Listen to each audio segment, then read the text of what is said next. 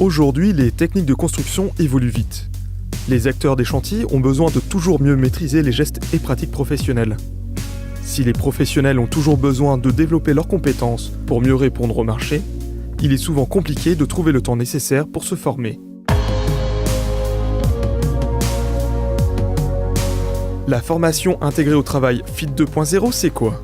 Ce sont des formations pratiques qui bénéficient à tous les acteurs d'un chantier, du maître d'ouvrage au compagnon, en passant par le maître d'œuvre au conducteur de travaux. Donnée sur le terrain, la formation intégrée au travail FIT 2.0 a l'ambition de fédérer les publics autour d'un objectif commun, la montée en compétence de chacun sur la performance énergétique. Alors ici sur Rouvroy, c'est la cité de la Motte. Nous avons 279 logements à réhabiliter.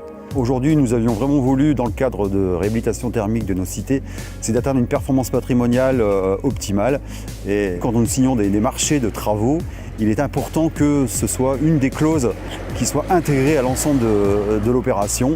Et la formation des compagnons sur les sites, c'est du concret.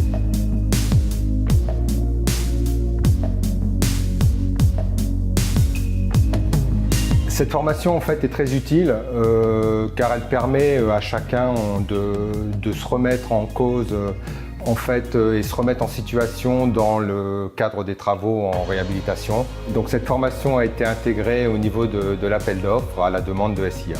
Je pense que c'est une nécessité car il y a beaucoup de points précis à vérifier pour éviter justement des déperditions trop importantes au niveau des logements. On a visité quelques logements, on est même en train de faire des essais d'air sur les premiers logements. Donc on arrive tout doucement à avoir les performances mentionnées. C'est une formation qui peut être bénéfique pour nos compagnons parce qu'on s'est rendu compte que la plupart n'étaient pas sensibles à cette formation, sachant qu'ils ne savaient pas trop comment ça pouvait fonctionner l'étanchéité à l'air. Ils en avaient déjà entendu parler, mais n'ont pas forcément la pratique pour le faire. C'est clair que des formations comme ça, on en apprend plus que ce qu'on savait déjà, quoi. Ça fait que c'est intéressant pour tout le monde. C'était pour moi plutôt une perte de temps parce que je préférais être sur le chantier que faire cette formation, quoi. Et là, je trouve qu'il y a eu beaucoup de choses qui ont été dites et je trouve ça très intéressant.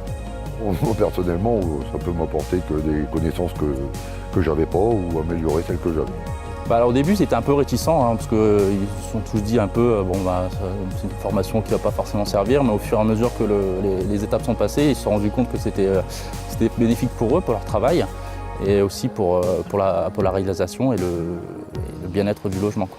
Les bienfaits directs escomptés sont du fait que le logement aura une meilleure étanchéité à l'air. Qui dit meilleure étanchéité à l'air, meilleure isolation, une meilleure isolation, moins de consommation énergétique vis-à-vis du chauffage. Il est important également de pouvoir coordonner l'ensemble des acteurs sur le chantier et que tout le monde participe et soit sensibilisé justement à l'étanchéité à l'air et à la bonne isolation des logements.